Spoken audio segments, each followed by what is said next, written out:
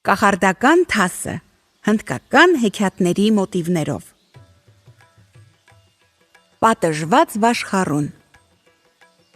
Լինում է, չի լինում, մի գյուղացի է լինում։ Նրա ունեցած-չունեցածը հորից մնացած գոմեշն ու գութաններ ու մի կտոր հող։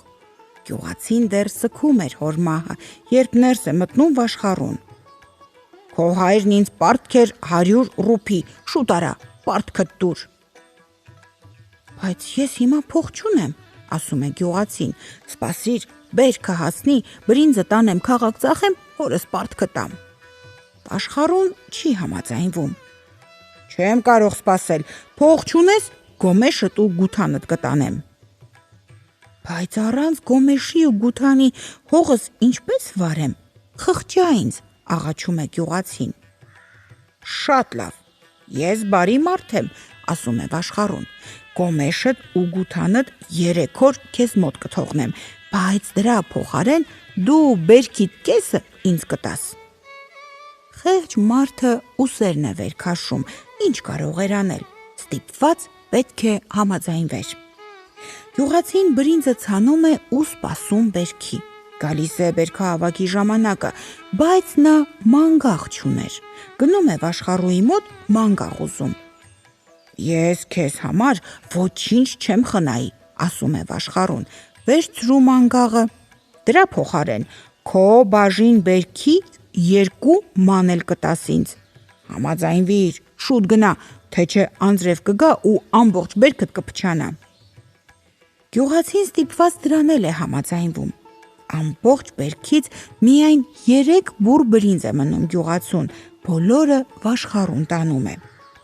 Գյուղացին ուզում է իր համար մի քիչ հաց թխել, երբ վաշխառուն նորից ետ է գալիս, թե եկա կշեռքդ ստուգելու, երևում է դու իմ բրինձը ճիշտ չես կշռել։ Ահ, պարոն, ասում է գյուղացին, քարից ջուր չես հանի, ինձնից էլ ոչինչ չես ստանա, ավելի լավ է ինձ սովորեցնես, թե ինչպես անեմ, որ կարողանամ գլուխս պահել։ Բարեկամ, հառաչում է վաշխառուն, հարստությունն ու հաջողությունը Ռամա Աստվածն է տալիս, գնա նրան գտիր, նա քեզ կօգնի։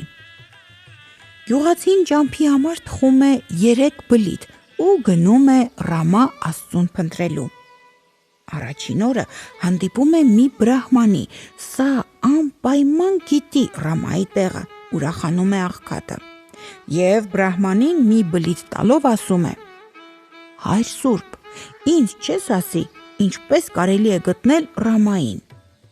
Պատասխանի փոխարեն բրահմանը բլիթը վերցնում, կոխում է բերանը եւ սուսուփուս հեռանում։ Երկրորդ օրը գյուղացին հանդիպում է մի ուրիշ բրահմանի։ Գուցե սա առաջինի նման ագահ չէ, մտածում է նա եւ ասում. Հայր Սուրբ, ողորմա խեղճ աղքատիս, ոչինչ չունեմ, բացի այս բլիթից, վերցրու եւ ասա, թե ինչպես գտնեմ Ռամային։ Բրահմանը նայում է գյուղացուն, բլիթը դնում է ծոցն ու հեռանում։ Գյուղացին գնում, երրորդ օրը հանդիպում է մի ծեր մուրացկանի։ Մոտենում է եւ նրան տալիս իր ունեցած վերջին բլիթը։ Լավ գործերը միշտ էլ լավ պտուղ են տալիս, ասում է ծերունին։ Էս ճամփով ուր ես գնում, բարի մարդ, եւ ինչ մուրազ ունես։ Ես Ռամային եմ փնտրում, բայց ոչ ոք չի ուզում նրա տեղն ասել։ Ասա ինձ, բարեկամ, ինչու ես ուզում տեսնել Ռամային։ Վաշխառուն իմ ամբողջ բերքը խլեց, ես ուզում եմ հարցնել Ռամային, թե ինչպես անեմ, որ սովից չմեռնեմ։ Դե իմացիր, որ ես կախարդ եմ, ասում է ծերունին, դու ինձ համար չխնայեցիր վերջին բլիթդ, ես էլ քեզ կօգնեմ։ Ահա, քեզ մի խեցի, փչիր դրա մեջ, եւ քո բոլոր ցանկություններն անմիջապես կկատարվեն։ Միայն թե հիշիր, փչելուց առաջ պետք է դեմքդ դարձնես դեպի արևելք։ Եվ խեցին դնելով գյուղացու ոտքերի առաջ, ծերունին անմիջապես անհետանում է։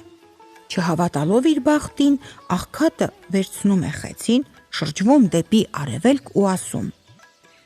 թող իմ առաջ հայտնվի մի սայլ ու նրան լցված մի գոմեշ։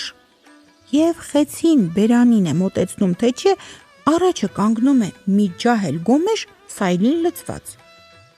Երբ աղքատը իր գոմեշին նստած անցնում է Վաշխառուի տան մոտով, Վաշխառուն զարմանքից քիչ է մնում խելքը թռցնի։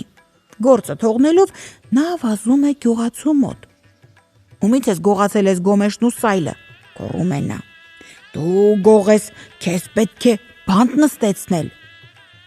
Ռամ, վախենում է աղքատը։ Ինձ կախարդն օգնեց, այ էս խեցին նա տվեց ու ասաց. փչիր, ինչ որ ուզես կկատարվի, այ թե գոմեշն ու սայլը որտեղից եմ ձեռք բերել։ Մյուս առավոտ մութ ու լուսին Վաշխառուն սպասում է, մինչև գյուղացին գոմեշին նստած դաշտ է դուրս գալիս։ Նա մտնում է աղքատի խրճիթը և կախարդական խեցին գողանում։ Հասնելով իր տունը նա ուրախ կանչում է. ուզում եմ ունենալ 100 գոմեշ ու 10 փիղ։ Եվ փչում է խեցու մեջ, բայց բակում ոչ գոմեշներ են երևում, ոչ փղեր։ Հավանական է, այս կողմից չպետք է փչել, մտածում է գողը և ասում. ուզում եմ մի պարկ լիքը մաքուր ոսկի։ Հիմա էլ փչում է խեցու հակառակ կողմից, բայց ոսկով լեցուն պարկը նույնպես չի երևում։ Մինչև իրիկուն Վաշխառուն փչում է, փչում գողացված խեցու մեջ։ Քիչ է մնում տրաքի, բայց այդպես էլ նրա ոչ մի ցանկությունը չի կատարվում, որովհետև գյուղացին չէր ասել նրան, որ փչելուց առաջ պետք է երեսը շրջել դեպի արևելք։ Արևը չծագած Վաշխառուն նորից գալիս է գյուղացու մոտ։ Քո խեցին հիմա ինձ մոտ է, ասում է նա։ Միայն թե ես չեմ կարողանում ստիպել նրան, որ սրտիս ուզածը կատարի։ Նա քեզ լսում է։ Կվերադարձնեմ քեզ, բայց մի պայմանով, ինչ որ դու ստանաս նրանից, ես 2 անգամ ավելի պետք է ստանամ։ Այդ օրվանից Վաշխառուն ժամ առ ժամ սկսում է հարստանալ։ Գյուղացին իր համար 100 ռուփի է ուզում, Վաշխառուն ստանում է 200։ Գյուղացին խեցուց խնդրում է մի ձեռք տղամարդու հագուստ, Վաշխառուն 2 ձեռք է ստանում։ Գյուղացին ուզում է մի ապարանջան ստանալ, Վաշխառուի առաջ իսկույն 2-ն են հայտնվում։ Բայց Վաշխառուն դրանով էլ չի գոհանում։ Մի քանի անգամ փորձում է կախարդական խեցին գողանալ։ Նա արդեն գիտեր, որ խեցու մեջ փչելուց առաջ պետք է շրջվել դեպի արևելք։ Երբ գյուղացին տանը չի լինում, 3 անգամ թաքուն մտնում են նրա տունը, բայց խեցին գտնել չի կարողանում։ Գյուղացին երբեք չէր բաժանվում կախարդական պարգևից։ Այսպես անցնում է մի տարի, երբ գալիս է բամբակի ու բրնձի հասնելու ժամանակը, սարսափելի երաշտ է սկսվում։ Բայց գյուղացին երաշտից չի վախենում։ Գալիս է իր արտը, նայում դեպի արևելք ու ասում. ուզում եմ իմ արտի միջով հոսի լայն ու խոր մի առու, և խեցու մեջ փչում է, թե չէ, իսկույն նրա արտի միջով հոսում է մի խորունկ առու, և նույն պահին էլ Վաշխառուի արտի միջով հոսում են 2 խոր առու։ Խեցին խոտի վրա դնելով գյուղացին թեքվում է զուլալ առվին, որ ծարավը կոտրի։ Մեկ էլ տեսնում է ինչ, Վաշխառուն խոտերի միջով գող իր խեցուն է մոտենում։ Էլ երկար չի մտածում գյուղացուն, շուռ է գալիս դեպի արևելք ու շշնջում. թող իմ ձախ աչքը իսկույն կուրանա։ Եվ խեցու մեջ փչելուն պես նրա մի աչքը կուրանում է։ Հենց այդ ժամանակ Վաշխառուն կուրանում է 2 աչքով։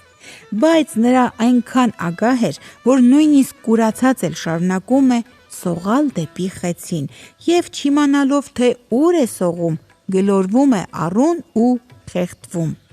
Ահա թե ինչու են ասում. ուրիշի ապրանքին աչք դնողը իրեն էլ կկորցնի։